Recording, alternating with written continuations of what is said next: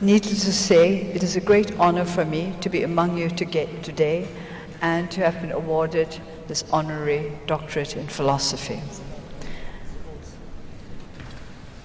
Can you hear me? Yes. Yes, I said yes. It is always a pleasure and an honor to be in any university because we in Burma have great respect for learning. We believe that learning and wisdom is the way to salvation.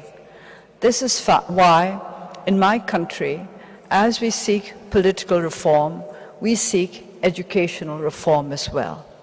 The kind of reform that will elevate the minds, the hearts, and the spirit of our people.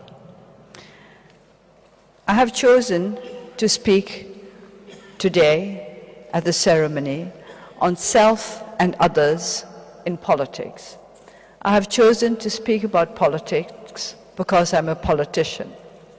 In some parts of the world, in my country as well, some look upon politicians as a breed that must be avoided or criticized as much as possible. But I think I agree with my father, who said that there was no such thing as bad politics, but there can be bad politicians. In a country like mine, seeking to walk a new path in politics, that is to say, the path of democracy after many decades under military dictatorship, I would like to remind my audience here that my country was under a military dictatorship in some form or the other for half a century. That is a very long time in which a whole culture of politics could not only be changed but destroyed. At this moment, we are in the process of trying to revive a new kind of politics, one that is based on care for the majority of the people, based on principles of honesty and principles of caring for the citizens rather than for those in government. Self and others becomes a challenge whenever we enter the field that is of politics, that is to say, the field of public life. Because self is an individual and others are many. Our world today is full of troubles and challenges. Our world today is full of hatred and violence. And again, I'm troubled by the focus on what is negative rather than what is positive. It was mentioned early that my father was assassinated by political opponents who did not wish for independence of our country. With all due respect, I must disagree with this. I do believe that the men who had my father assassinated also believed in independence for our country. But they believed in getting to the goal that they wished to reach in any way possible. That is to say, they had different opinions on how to achieve independence from my father and others who believed that independence had to be gained in the right way. Independence had to be gained with the honor of our country and our people intact. In politics, as in other matters, it is not just the goal that is important, but the means that we choose to achieve this goal. As we proceed towards the goals that we have set for ourselves, whether we put self before others or others before self, will decide what the outcome eventually will be. I'm not one of those who believe that that the ends justify the means. If we choose the means that are not right, the ends themselves, however valuable, however precious they may have been to begin with, become distorted. Which is why politics should be not just a practical path, but a moral path, a spiritual path. I have said, and this has been quoted today in the citations, that ours has to be a revolution of the spirit. To put others before oneself is truly a revolution of the spirit. And it is very difficult for all of us who are born knowing just our own self. But as we proceed along life and as we enter the world of politics, that is to say, the world of others, we have to learn that others matter as much as we ourselves do. It is only by enhancing the lives of others that we can enhance our own lives, because we live in a world where we cannot escape from our association with our other fellow human beings. In my religion, Buddhism, we are taught that the self does not in effect exist. It is a perception that is basically false. This is because our religion wants to teach us that to put self before others detracts from the quality of the existence of all sentient beings. In my country today, there is much conflict. There are ethnic conflicts, there are communal conflicts. And I'm troubled by the focus on the hatred, the condemnation, the desire to find culprits, the desire to identify victims.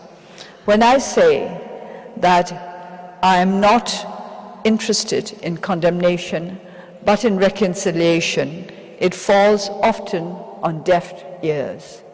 They seem to think that condemnation is essential for the solution of problems, whereas I have found from experience that condemnation tends to increase difficulties, fuel the fires of hatred and fear. Hatred and violence are rooted in fear. It is because we human beings fear for our own security that we fear others, and from fear we progress to hatred.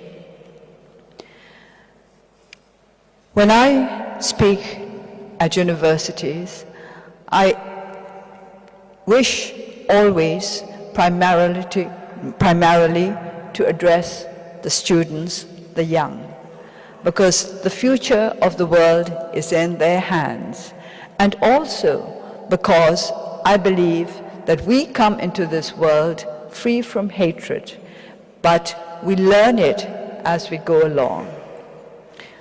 Recently, I was in Northern Ireland and I spoke to young teenagers in a school.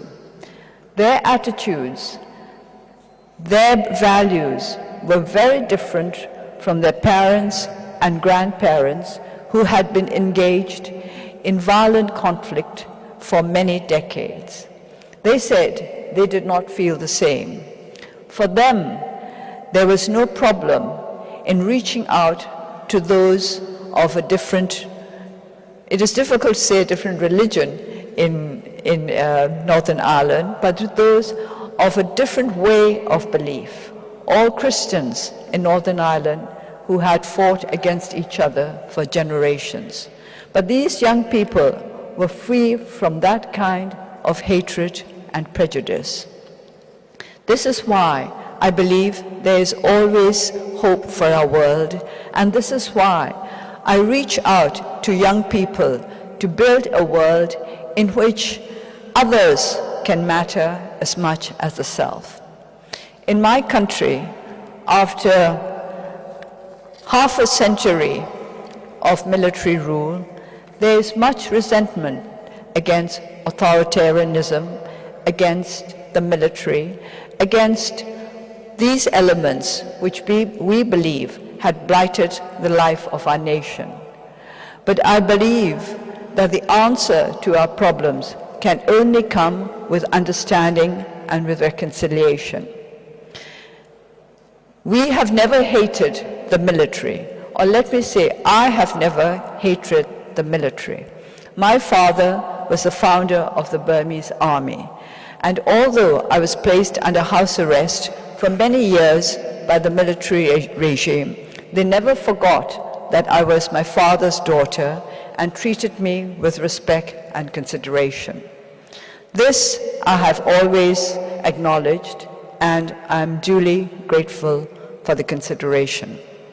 However, many of our people suffered, and suffered badly, under the military regime that destroyed some of the best values of our country. Burma, once upon a time, the best in Asia for education, for healthcare, and for a steady progress in democratic politics, now finds herself behind every other country, or almost every other country in our region.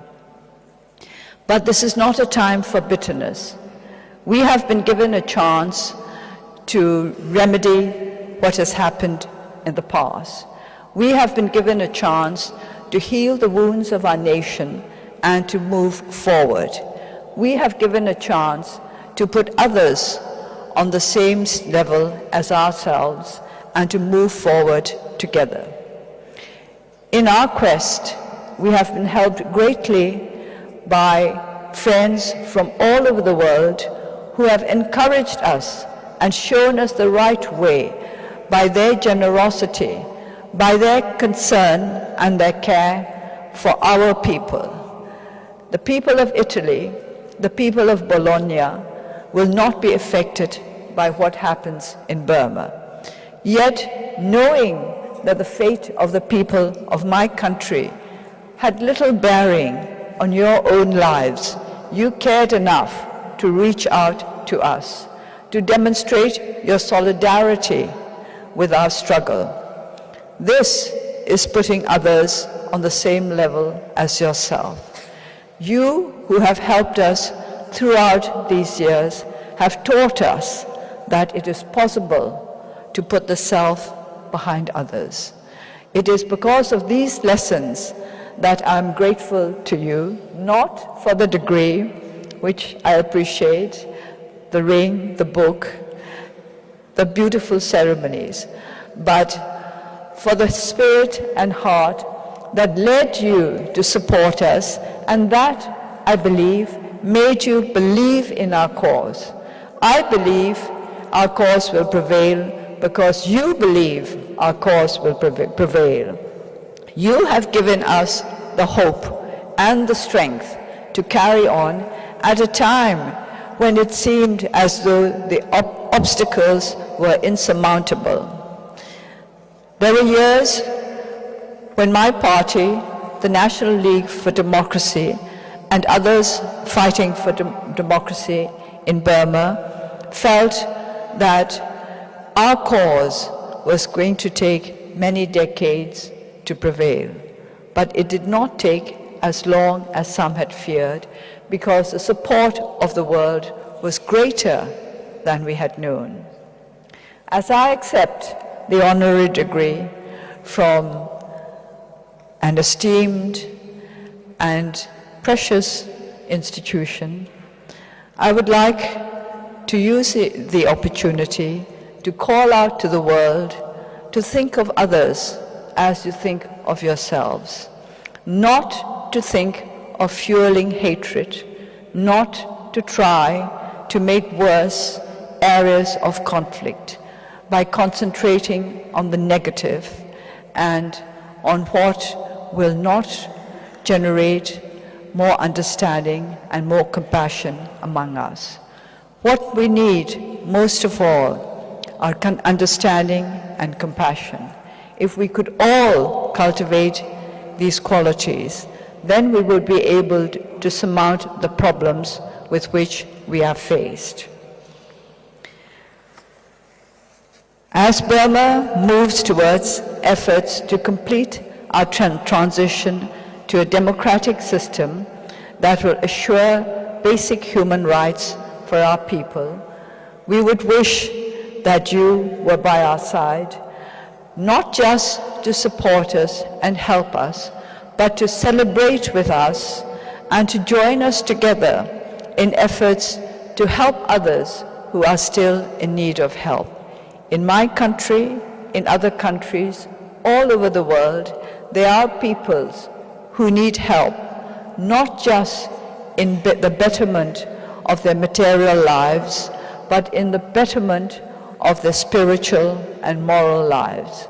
By your generosity and by the advantages that you have been given by the freedom to pursue knowledge, I hope that you will add not just to the future of a happier, more complete Burma, but a happier, more complete world. Thank you.